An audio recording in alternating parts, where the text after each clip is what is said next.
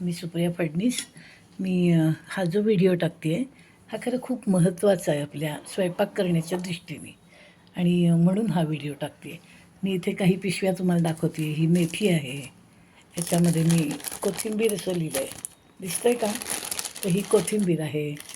याच्यामध्ये थांबा दाखवते, एक मिनिट. खाली लिहिलं गेलं आहे जरा, इथे लिहिलं आहे मी कढीपत्ता लिहिलं आहे, दिसतं का तुम्हाला? अंधार येतो जरा. कढीपत्ता आहे, हां हां आता दिसतं आहे छान.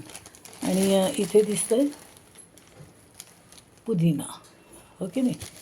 तर ह्या 4 पिशव्या मी करून ठेवल्यात आणि ह्या 4ही पिशव्या ज्या आहेत ना, ह्या 5-5 अशा गड्ड्या आणलेल्या होत्या. म्हणजे कढीपत्त्या दारचाच आहे तो, त्यामुळे सूप भरून कढीपत्ता काढला. पुदिना 5 गड्ड्या, कोथिंबीर 5 गड्ड्या आणि मेथी पण 5 गड्ड्या. 5 गड्ड्या आणल्यावर सगळ्या गड्ड्या मी पाण्यातून काढल्या, निथळत ठेवल्या स्वच्छ. आणि मग एक दिवस निथळल्या आणि दुसऱ्या दिवशी मात्र मागचा भाग काढून टाकला देठांचा आणि पुढचा सगळा भाग छानपैकी कापडावर पसरून उन्हात ठेवला. उन्हात ठेवल्यावर काय झालं, पहिलं मेथीचं केलं मी. 5 गड्ड्या आणून छान त्या सगळ्या वाळल्या गेल्या. 3 दिवसांनी मेथी इतकी छान वाळली की आपण कसुरी मेथी म्हणून आणतो की नाही, तर ही माझी मेथी घरच्या घरी तयार झाली. हे बघा, आणि इतका सुगंध आहे त्याला, छानपैकी चुरून अशी मी ठेवून दिली. ही स्वयंपाकात आपल्याला कधी कशातही फोडणीत वगैरे वापरता येते. नंतर कोथिंबिरीचं पण तसंच केलं. कोथिंबीर गड्ड्या आणल्या, धुतल्या, निथळत ठेवल्या, मागचा भाग काढून टाकला आणि पुढचा भाग कापडावर पसरून 3 दिवसांनी मला छान सुकलेली कोथिंबीर मिळाली. ही बघा,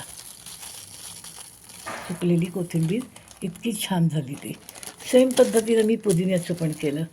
पुदिनासुद्धा असं छानपैकी सुकलेला आहे आणि तो मला कशातही भात पुलाव वगैरे केला, बिर्याणी केली तर त्यात मी तो आता वापरू शकते. कढीपत्त्याचं पण मी तसंच केलं. कढीपत्ताही मी असं चुरून ठेवला. मग आपण चिवडा करतो किंवा भडंग करतो त्यावर आपण हा वापरू शकतो. आणि हे सगळे स्पायसेस बाहेर दुकानातनं जर तुम्ही घेतले तर खूप महाग पडतात, कारण ह्याच्यामागे कष्ट आहेत ना.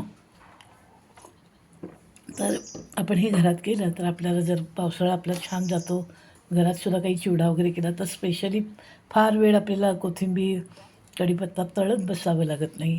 चिवड्याबरोबरच टाकलं की ते कुरकुरीत भाजलं जातं. मग तुम्ही पण करून ठेवणार, करून ठेवा. आपल्या हाताशी असलेल्या गोष्टी काही बऱ्या असतात. तर ही आता उन्हाळ्याचीच कामं आहेत. चला तर मग आवडलं असेल तर लाईक करा, शेअर करा, सबस्क्राईब करा. भेटूया मग आपण पुढच्या व्हिडिओमध्ये. नमस्कार.